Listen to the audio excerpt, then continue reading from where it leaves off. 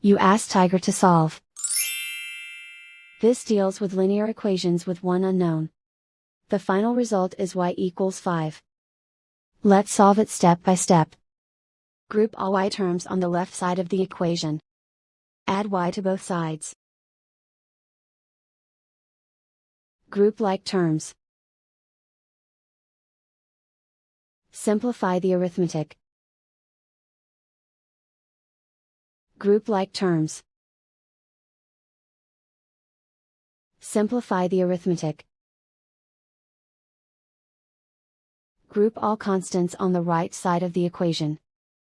Add 4 to both sides.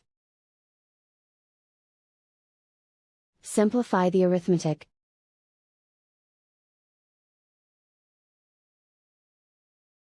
Isolate the y. Divide both sides by 2. Simplify the fraction. Find the greatest common factor of the numerator and denominator. Factor out and cancel the greatest common factor.